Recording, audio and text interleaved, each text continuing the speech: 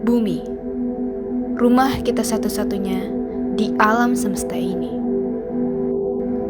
Layaknya kamar tidur sendiri, sudah semestinya kita menjaga bumi.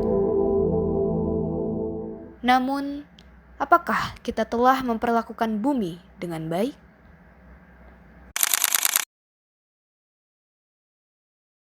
Sejak bertahun-tahun lalu, suhu rata-rata bumi semakin lama semakin tinggi.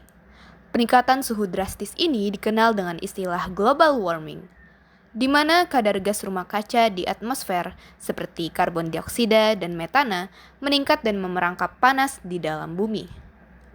Hal ini memicu berbagai gangguan, misalnya perubahan iklim global. Emangnya dampaknya apa sih di kehidupan kita? Tahun-tahun ini iklimnya sering tidak menentu, yang seharusnya panas tapi malah hujan, dan harusnya hujan tapi malah panas. Kemudian sering terdengar juga berita-berita mengenai bencana alam, biasanya itu banjir dan longsor. Pak Suharyanto, kepala dari Badan Nasional Penanggulangan Bencana, mengungkapkan perubahan iklim global telah secara nyata meningkatkan potensi bencana. Jumlah kejadian bencana alam mengalami kenaikan hingga 82% dari tahun 2010 sampai tahun 2022, terutama bencana hidrometeorologi. Hidrometeorologi? Apaan tuh?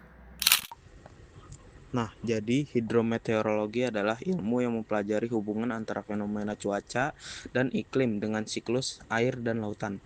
Berarti bencana hidrometeorologi adalah bencana yang berkaitan dengan tiga hal tadi.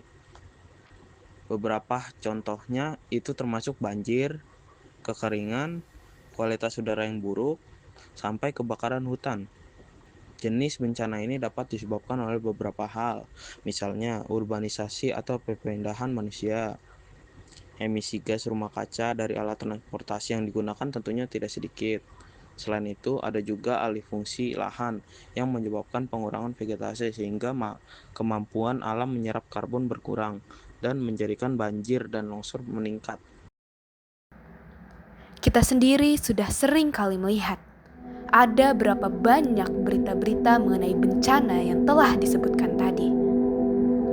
Kalau kita tidak secepatnya bertindak besar, lalu bagaimana nasib kehidupan?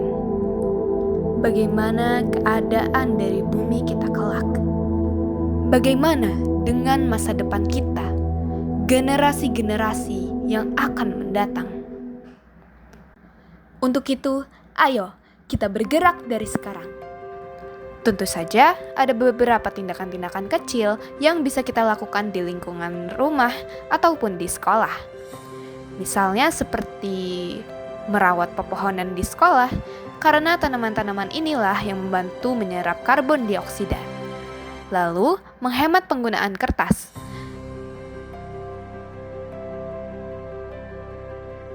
Kenapa disobek?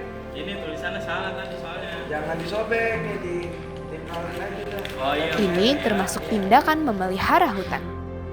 Memperkecil kadar pengeluaran gas rumah kaca juga dapat kita lakukan dengan mengurangi bepergian dengan kendaraan bermotor jika jarak tempatnya tidak jauh. Selain itu, terapkan gaya hidup yang hemat listrik dan alat elektronik, seperti jenis air conditioner tertentu. Jaga bumi, Jaga jaga masa masa depan.